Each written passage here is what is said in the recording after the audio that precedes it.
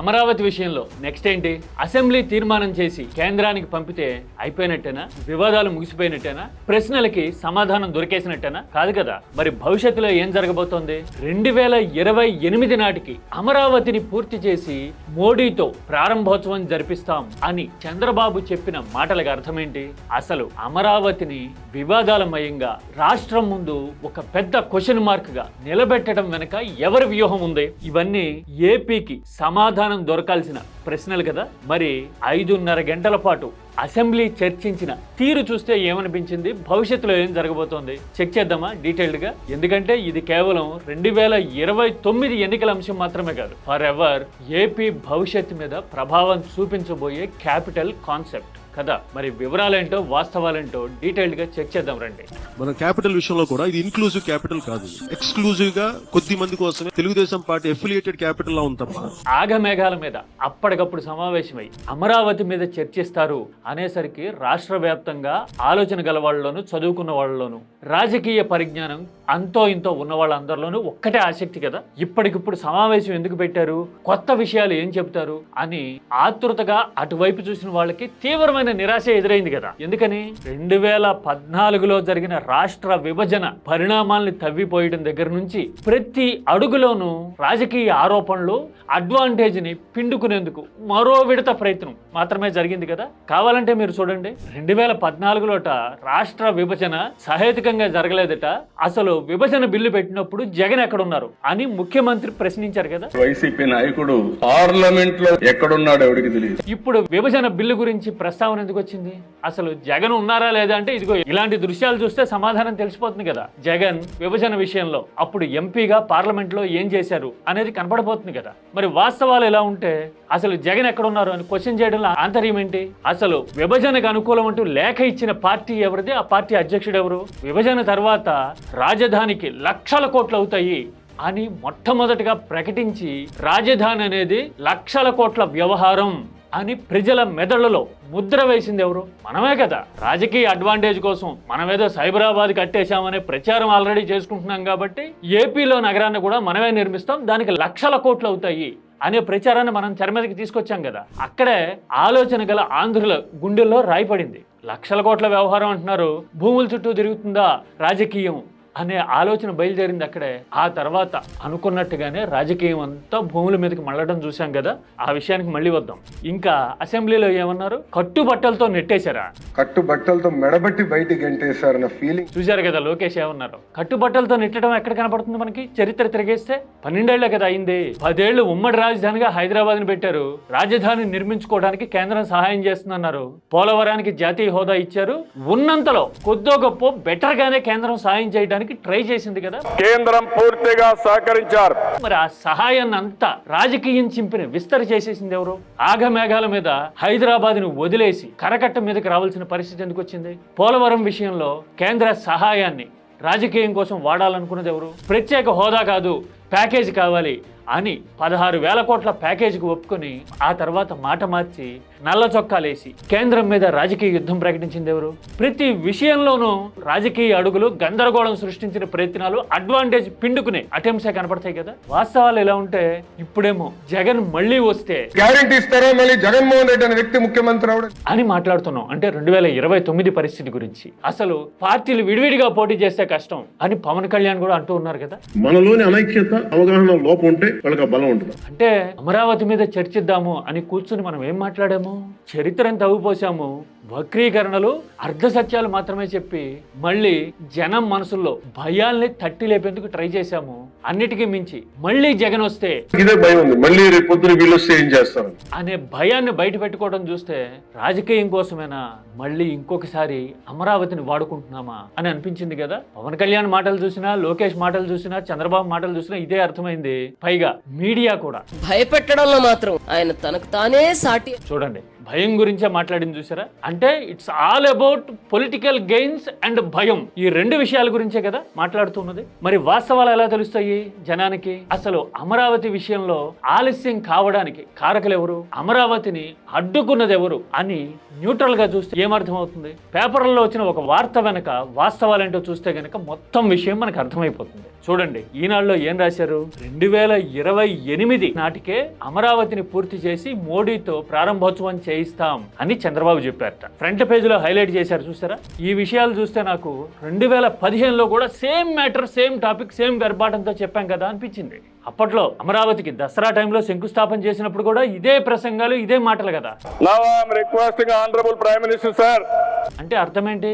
11 ఏళ్ల తర్వాత కూడా same subject, same matter, same leader మాట్లాడుతూ ఉంటే సేమ్ మీడియా సేమ్ రిపోర్టింగ్ చేస్తూ ఉంది. అంటే ఇక్కడ జనం ఆలోచనని, విచక్షణని ఎంత గ్రాంటెడ్కి తీసుకుంది ఈ మీడియా కానీ, రాజకీయం కానీ, అవునా కదా? 11 ఏళ్ల తర్వాత కూడా అదే మాట్లాడుకుంటున్నామంటే దానికి కారకులు ఎవరు, బాధ్యులు ఎవరు? చిన్న లాజిక్ ద్వారా చూద్దాం. అమరావతిని 2028కి పూర్తి చేయడం అంటే ఏంటయ్యా అంటే ఇదిగో చూడండి, లోపల పేజీలో రాశారు. సెక్రటేరియట్, హైకోర్టు, ఐకానిక్ భవనాలు పరిపాలనకు సంబంధించినవన్నీ పూర్తి చేస్తారట. పూర్తి చేసి వాటిని మోడీతో ప్రారంభింపజేస్తారట.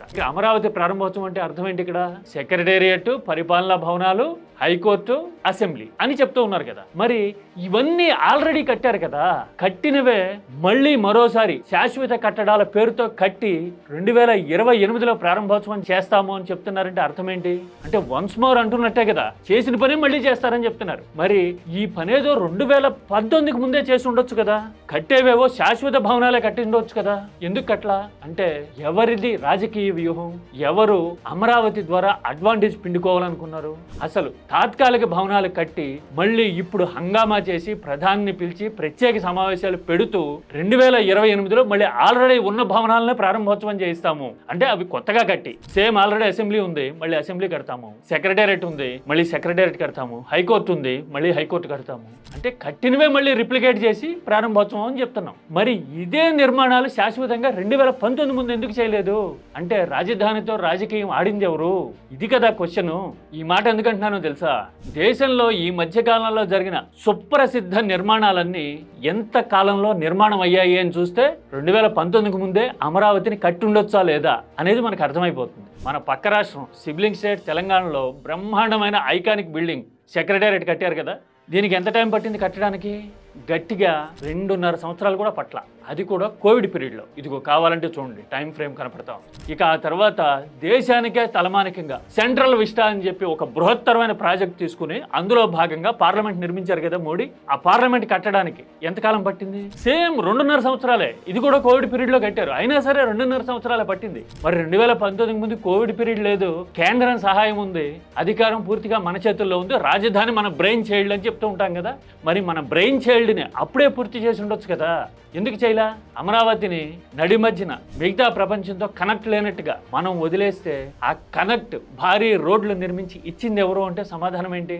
దారి తెన్ను లేకుండా ఉన్నటువంటి అమరావతికి గుంటూరుని విజయవాడని కలుపుతూ 4 లైన్ రోడ్డును తీసుకెళ్లింది ఎవరు? జగన్మోహన్ రెడ్డి గారు. చూశారు కదా పేరు నాని ఏం చెప్పారు. అంటే రాజకీయం కోసం మనం అమరావతిని స్టాల్ చేశాము, నిలబెట్టేశాము. అట్లా రాజకీయం కోసం, అడ్వాంటేజ్ కోసం ప్రత్యర్థుల మీద ఆరోపణలు చేస్తూ ఉన్నామా? అంతెందుకు, అమరావతి ప్రాంతంలో ఉన్నవాళ్ళు, అమరావతి గురించి తెలిసిన వాళ్ళు ఎవరైనా సరే గుండెల మీద చేసుకుని చెప్పండి. 2015లో ల్యాండ్ పూలింగ్ ద్వారా ఇచ్చారు కదా ల్యాండ్లన్నీ, వాళ్ళకి మళ్ళీ ప్లాట్లు రిటర్న్ చేశారు కదా. ప్రభుత్వం ఇచ్చిన ఇళ్ల నిర్మాణాలు చేసుకునే ప్లాట్లలో కానీ, కమర్షియల్ కాంప్లెక్స్లు కట్టుకునే ప్లాట్లలో కానీ ఎవరన్నా కొత్తగా నిర్మాణాలు చేసుకుని ఉండగలుగుతున్నారా? వ్యాపారమో కుటుంబ వ్యవహారాలు మొదలు పెట్టగలిగారా? సమాధానం ఏంటి దీనికి?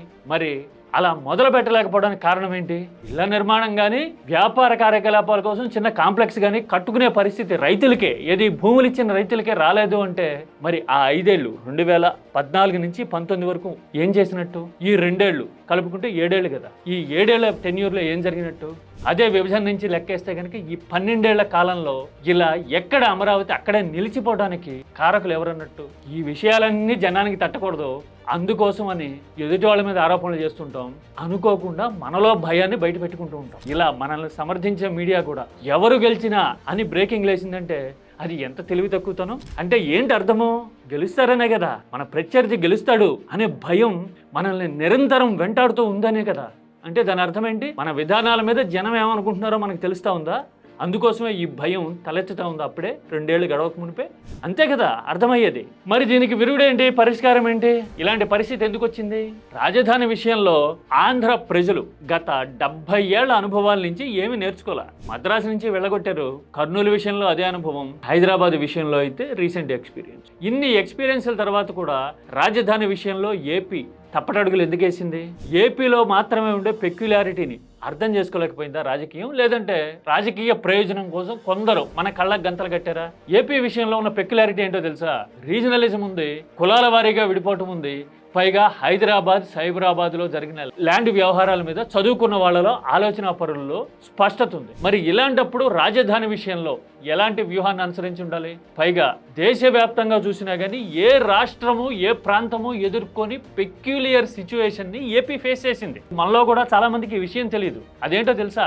రాష్ట్రం విడిపోతే పాత రాష్ట్రం రాజధాని లేకుండా మిగిలిపోవడం దేశంలో మొదటిసారి. కొత్తగా ఏర్పడిన రాష్ట్రానికి అప్పటికే ఉన్న ప్రధాన నగరం వెళ్ళడం అనేది మొదటిసారి. కావాలంటే రీసెంట్ ఎక్స్పీరియన్సెస్ చూసుకోండి. మధ్యప్రదేశ్ నుంచి ఛత్తీస్గఢ్ వచ్చింది, భోపాల్ మాత్రం మధ్యప్రదేశ్తోనే ఉంది కదా. ఛత్తీస్గఢ్ కొత్తగా రాయ్పూర్ కట్టుకుంది. బీహార్ నుంచి జార్ఖండ్ విడిపోయింది, జార్ఖండ్ రాంచీని కట్టుకుంది. పట్నా బీహార్తోనే ఉంది. కానీ ఏపీ విషయంలో అలా జరగల. కొత్తగా విడిపోయిన తెలంగాణలోకి హైదరాబాద్ వెళ్ళిపోయింది, పాత రాష్ట్రం ఆంధ్రప్రదేశ్ రాజధాని లేకుండా మిగిలిపోయింది. మరి నెవర్ బిఫోర్ సిచ్యువేషన్ ఏపీలో వచ్చినప్పుడు పరిష్కారం కూడా నెవర్ బిఫోర్ అయ్యి ఉండాలి. అలా చేయకుండా మనం రాజకీయ అడ్వాంటేజ్ కోసం భూముల చుట్టూ రాజకీయాన్ని నడపడం కోసం ప్రయత్నం చేశాము, పావులు కదిపాము, బ్రహ్మాండంగా పూలింగ్ అనే వ్యూహాన్ని జనం మీదకి వదిలాము.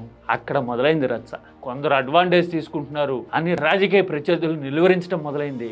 దానికి తోడు మన చిత్తశుద్ధి కూడా అంతంత మాత్రమే. అందుకోసమే 2019కి ముందు రాజధానిని అలా నిలయచేసి రాజధాని పేరు చెప్పి ఓట్లు అడగాలనుకున్నాం 2019లో. అందుకే కదా రాజకీయం ఎదుర్కొట్టింది, అవునా కదా? మరి ఇప్పటికన్నా చిత్తశుద్ధితో వాస్తవాలు జనానికి చెప్పడం మానేసి రెండో విడత భూ సమీకరణ చేయాలి, ల్యాండ్ పూలింగ్ చేయాలి, మరో 40,000 ఎకరాలు తీసుకోవాలి అనుకుంటున్నాం. కాబట్టి ఇప్పుడు కేంద్రంతో ఆమోద ముద్రాన్ని మొదలుపెట్టి విభజన నాటి పరిస్థితుల్ని తవ్విపోసి ఏకపక్ష ఆరోపణలు చేసి ఎమోషన్ని తట్టి లేపాలి, రెచ్చగొట్టాలి అనుకుంటున్నాం. ఇక్కడ కూడా జరుగుతున్నది రాజకీయ క్రీడే. అంటే గతంలో చేసిందే మళ్ళీ చేస్తున్నాం అంటే భవిష్యత్తులో కూడా గతంలో జరిగినట్టే జరుగుతుందా అంటే సమాధానం మీకు కూడా అర్థమైంది కదా. ఇంత చెప్పిన తర్వాత రాజధాని విషయంలో జగన్ మాట మార్చారు అంటున్న వాళ్ళ ఆరోపణలకి సమాధానం ఏంటి? మనం ఏ మీడియాని నమ్మొద్దు, సాక్షిని నమ్మొద్దు, టీడీపీ మీడియాని నమ్మొద్దు. జస్ట్ గూగుల్ చేసి చూద్దాం. ఇదిగో చూడండి, గూగుల్లో ఈ క్వశ్చన్ అడిగితే ఏం సమాధానం చెప్పింది? రాజధాని విషయంలో జగన్ స్టాండ్ ఏంటి అని.